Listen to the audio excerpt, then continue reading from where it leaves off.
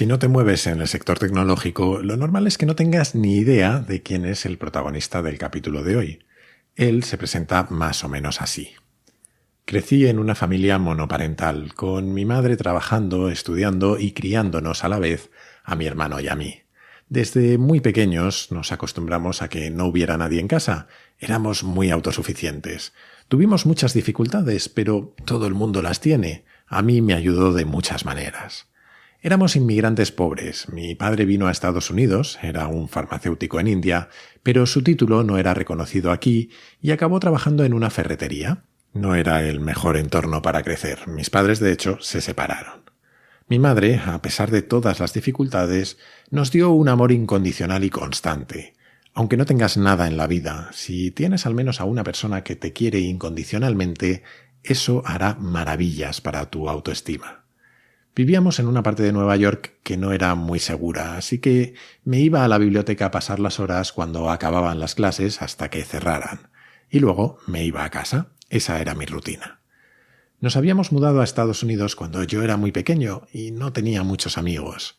Pasaba muchas horas leyendo. Los libros eran mis auténticos amigos, porque los mejores pensadores de los últimos miles de años compartían conmigo pedazos de su sabiduría. Mi primer trabajo fue con una empresa de catering ilegal, en una furgoneta de reparto de comida india, cuando tenía 15 años. Incluso antes, más pequeño, repartía periódicos y lavaba los platos en la cafetería. Era un niño completamente desconocido en Nueva York, de una familia que no tenía nada. La típica situación de inmigrantes que intentan sobrevivir. Hasta que pasé las pruebas de admisión para el Instituto Stuyvesant, uno de los más exigentes y mejores del país. Eso me salvó la vida porque una vez que tenía la marca de Stuyvesant, pude entrar en una universidad prestigiosa y eso me llevó al mundo de la tecnología. Stuyvesant fue una de esas loterías intelectuales en las que si sale bien tienes una validación inmediata para el resto de tu vida. Pasas de ser un obrero a un ejecutivo en un solo movimiento.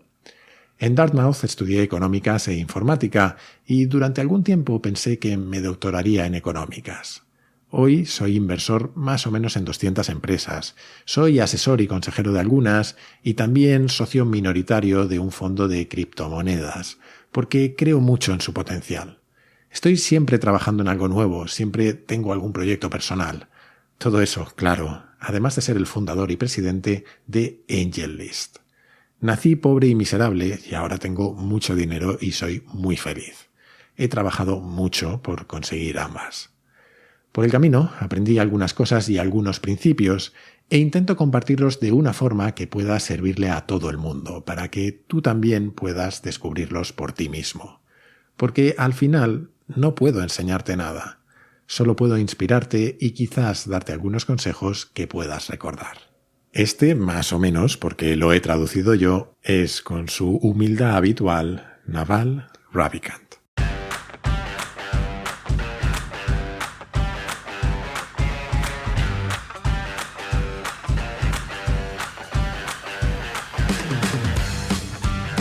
Soy Jaime Rodríguez de Santiago y esto es Kaizen, el podcast para mentes inquietas en el que te acerco a personas, a ideas y a técnicas fascinantes de las que aprender cada día.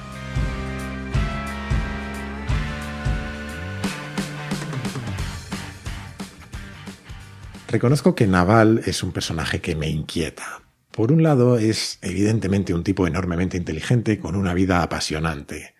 Por otro, a veces tengo la sensación de que lo que dice suele ser interesante, pero que lo parece mucho más aún por la rotundidad con la que lo dice. Seguramente es mi propio sesgo, pero tiendo a sentir desconfianza de quien no deja espacio a estar equivocado cuando habla. En cualquier caso, está claro que el raro soy yo. Naval ha pasado de ser considerado un fundador tóxico en Silicon Valley, después de ir a juicio contra algunos grandes fondos en su primera empresa, a una especie de gurú filosófico moderno. Es uno de los tipos más admirados del mundo startup y eso es lo otro que me pone un poco en guardia. En los últimos tiempos parece que grandes fundadores o inversores tecnológicos se están convirtiendo en una especie de guías vitales para todo. Lo mismo son capaces de montar una empresa milmillonaria que saben cómo arreglar el problema del COVID o cómo encontrar la paz espiritual. Yo soy el primer culpable de esto. a millones de años luz de distancia en mis logros de ellos, aquí estoy, en esta especie de homilía semanal que me he montado, contándote mis ideas. Vamos a dejarlo ahí. Así que si yo puedo, ¿cómo no van a poder aquellos que son infinitamente más inteligentes y con experiencias mucho más intensas? Pero quizás porque veo mis propias limitaciones cada semana, creo que es interesante al menos mantener una actitud abierta pero crítica con todo el mundo. También con un tipo que ha demostrado ser un genio de los negocios, pero que te da consejos rotundos sobre cualquier otro tema porque no necesariamente va a tener razón. Creo que hay poca gente que admire más a Steve Jobs de lo que le admiraba yo, pero si el tío un día se hubiese puesto a darme consejos sobre salud, viendo cómo se cuidó, espero que la admiración no me cegara.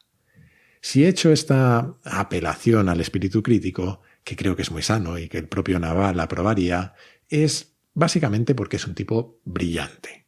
Y es muy fácil quedarse fascinado con lo que dice y cómo lo dice, sin darle ni media vuelta a si tiene sentido o no para cada uno de nosotros. Pero bueno, cumplido el aviso, ahora sí, vamos a intentar sacar de él algunas lecciones sobre cómo vivir. Seguramente nos lleve más de un capítulo porque, a lo tonto, en distintos foros y en distintos momentos, él ha hablado mucho de temas que encajan muy bien con esto del diseño vital. Afortunadamente, un tipo llamado Eric Jorgenson los ha recopilado en un libro y me ha hecho la vida mucho más fácil. Te lo dejo enlazado en las notas por si quieres tenerlo tú también. Eso sí, voy a hacer un esfuerzo por no repetir machaconamente lo que dice Naval, que al final puedes encontrarlo en infinitos sitios de internet y en su propio podcast, sin ir más lejos. De hecho, no te voy a contar todo lo que dice, solo lo que me parezca más importante y en la medida en la que pueda voy a intentar relacionarlo con otras cosas que yo haya podido leer o pensar al respecto y con otras personas que conozca. Dicho todo esto, vamos a por el primer tema que yo le oí contar. Bueno, le leí, mejor dicho. Vamos a hablar de pasta. Ah, no, eso sí que no. Para.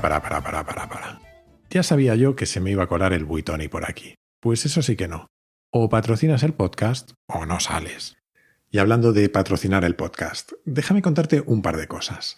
La primera es que, como quizás sepas, hace unas semanas lancé la comunidad Kaizen. Es una forma de apoyar económicamente el podcast y de acceder a contenidos exclusivos, como el guión de cada capítulo, editado en forma de apuntes, o un feed sin publicidad. Si te interesa, solo tienes que ir a mi web, jaimerodriguezdesantiago.com, y clicar en el banner rojo que hay arriba del todo. Lo otro que quería contarte es que, mientras llegan los primeros patrocinadores, he decidido promocionar una ONG en cada capítulo, aunque ellos no lo sepan. Y hoy quiero hablarte de una que me toca muy de cerca, la Fundación Josep Carreras. Hace unas semanas se cumplieron 14 años de la muerte de mi padre. Murió tras batallar contra una enfermedad hematológica durante 3 años.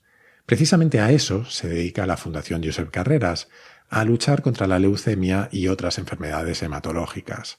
Promueven la investigación, ayudan a gestionar el registro oficial de donantes de médula en España y dan un apoyo esencial a muchos pacientes. Hoy hablamos de dinero en el podcast, pero consigas hacer una fortuna o no con ello, si puedes permitírtelo, ve a fcarreras.org y dona.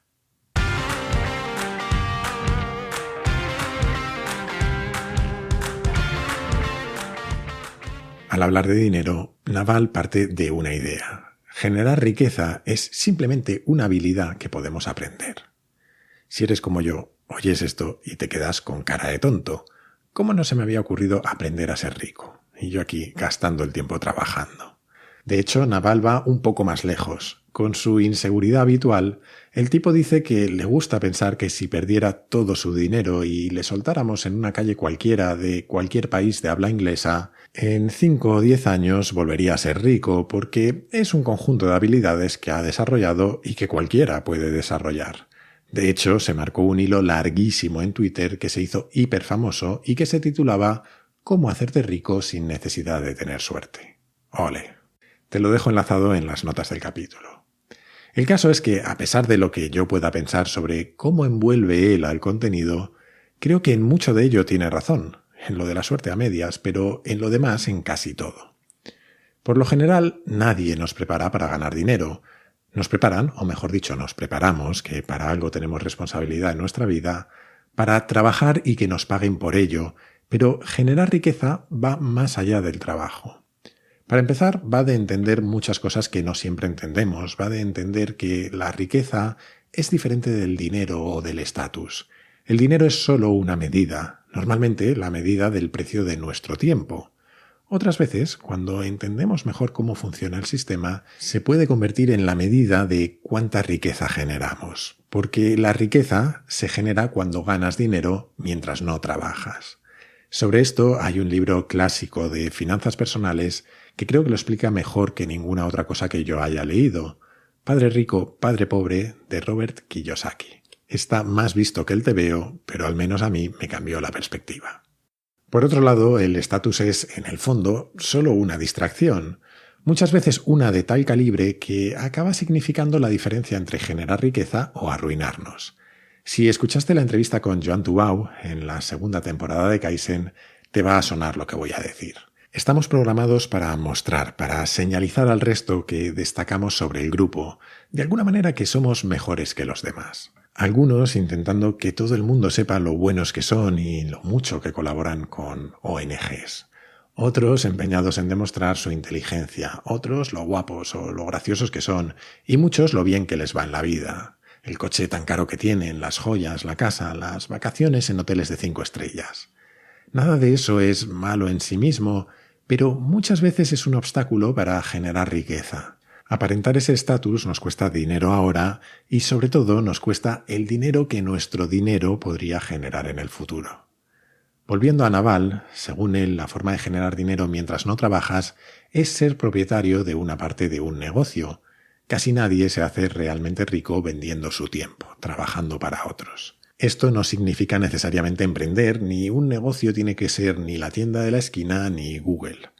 Ser propietario de una parte de un negocio puede ser tener acciones, o montar una web, o un podcast, ojalá.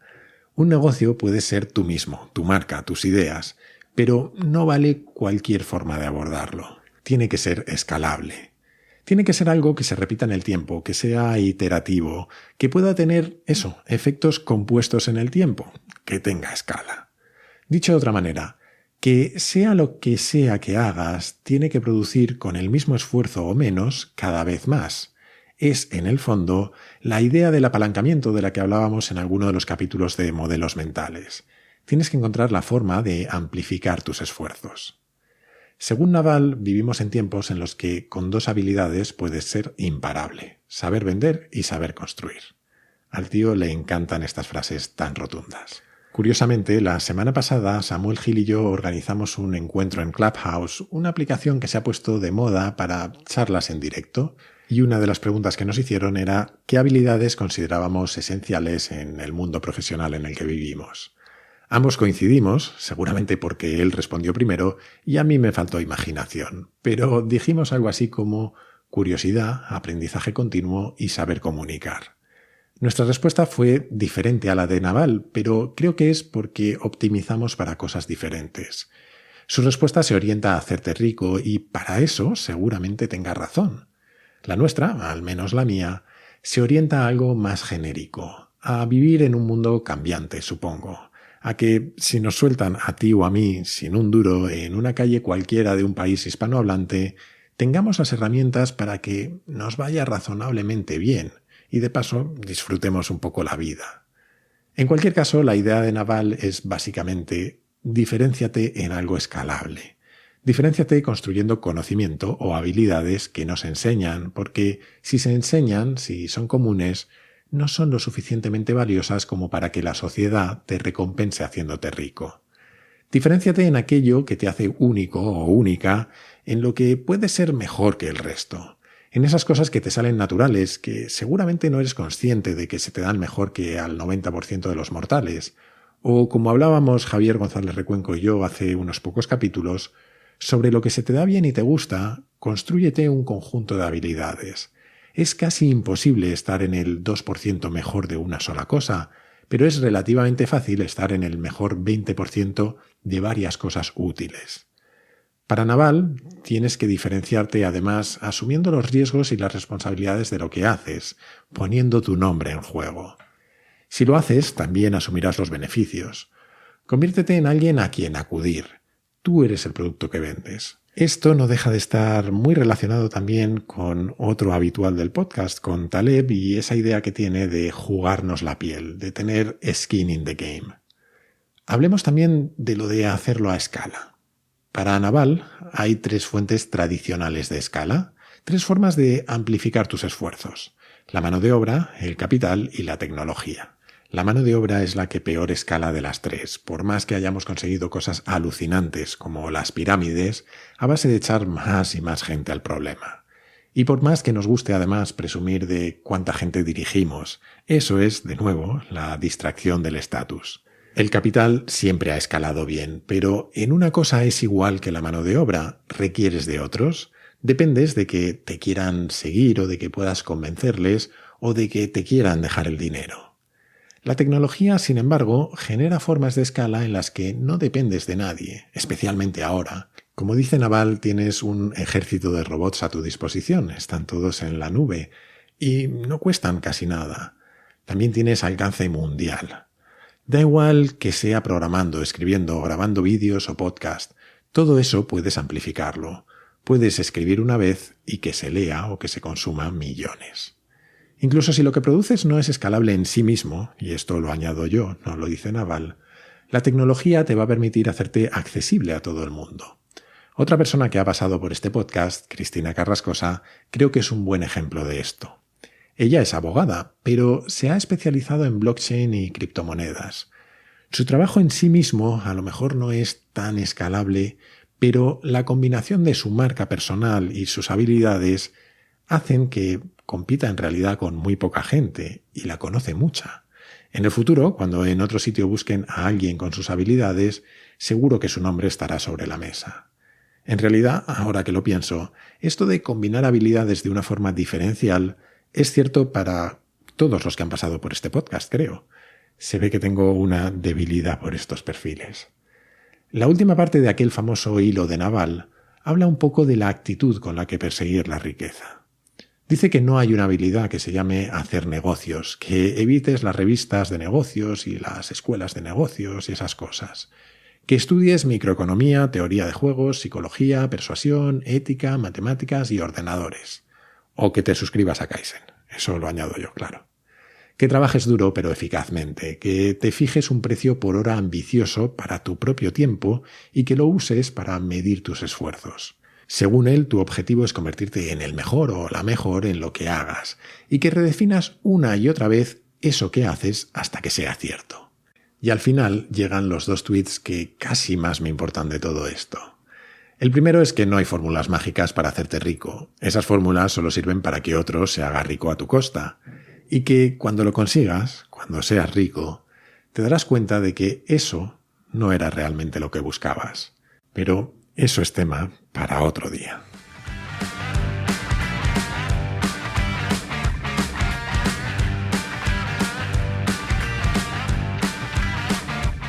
Después de todo esto, tengo que confesar que me he quedado con cierto complejo de charlatán de feria. Me da bastante pudor decir las cosas con tanta rotundidad, incluso aunque solo esté repitiendo las palabras de otro. Ojalá fuera tan simple hacerse rico, ¿verdad? Para aliviar mi conciencia, déjame que te dé al menos mi visión. No, hacerse rico no es fácil ni es tan simple. Al menos para mí no lo ha sido, porque aún no lo he conseguido. La esperanza es lo último que se pierde, también te digo. Pero si a todo lo que te he contado le quitas la épica del sueño americano, le quitas las chulerías de un inversor de éxito o su visión muy tecnológica del mundo, te quedan algunas ideas que para mí son esenciales. Tal vez no para conseguir una fortuna, o tal vez sí, pero desde luego para tener más influencia sobre la vida que quieres tener, al menos en lo económico. Y eso es lo que a mí más me interesa en esta serie sobre esto que he llamado diseño vital, porque no se me ocurría otro nombre. ¿Qué ideas o técnicas podemos aprender para influir en la trayectoria de nuestras vidas? No para dominarla ni para cambiarla radicalmente como nos prometen a veces los libros de autoayuda. Yo no creo mucho en eso, ya lo sabes. Pero sí para tener una influencia deliberada en ella, para que haya intención detrás de lo que hacemos. Y en este caso, si le quitamos todo eso que te decía, lo que dice Naval es básicamente una combinación de 2 cosas. La primera, que la diferenciación es clave en nuestra vida profesional. Servirá o no para ganar fortunas, pero en un mundo cada vez más competitivo es esencial. Y además, en este mundo en el que cada vez hay más universitarios con más másters y que hablan más idiomas, nos empiezan a diferenciar más la combinación de nuestras habilidades que nuestros conocimientos. Si lo piensas es lógico, el conocimiento está ya en todas partes. Internet lo ha devaluado. Empieza a ser mucho más importante tener otras habilidades, como la capacidad de analizar, de sintetizar ese conocimiento, de relacionarnos o de influir en otros, o de reaprender constantemente. Más aún, la combinación de esas habilidades nos hace únicos. Además, en un mundo en el que parece que aquello de trabajar no ya 30 años, sino 10, en una misma empresa empieza a ser una utopía, nuestro nombre, nuestra reputación, nuestra marca, al fin y al cabo, es fundamental. Lo otro que a mí me gusta especialmente del hilo de Naval es la noción de que cada vez tenemos menos barreras para construir cosas.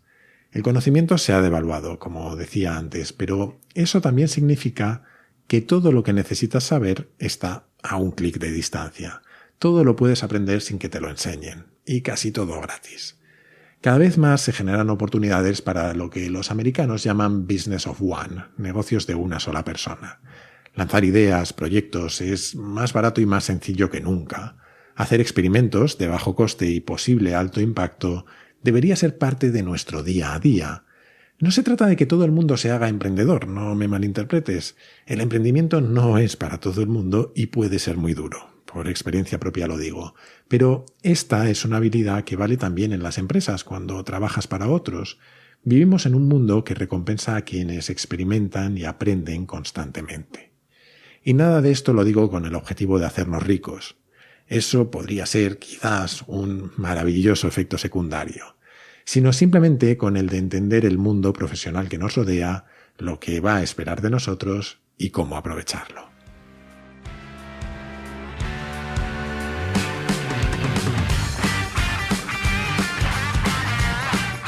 Y hasta aquí el capítulo de hoy. Lo cierto es que es difícil hablar sobre Naval sin repetir mucho de lo que ya hay en la red, pero espero que te haya sido interesante.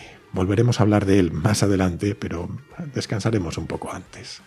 Si no te has unido ya y quieres apoyar el podcast, te animo a formar parte de la comunidad Kaizen. Puedes encontrar cómo hacerlo entrando en mi web, jaimerodriguezdesantiago.com, y verás un banner rojo muy poco disimulado arriba del todo. No tiene pérdida. También te animo a suscribirte y recomendar el podcast en tu plataforma preferida, en YouTube, en redes sociales o, como creo que es mejor, a tus amigos. Así me ayudas a que Kaizen siga creciendo.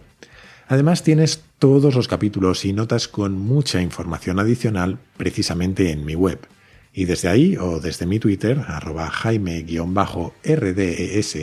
puedes hacerme llegar tus comentarios, tus sugerencias, lo que tú quieras.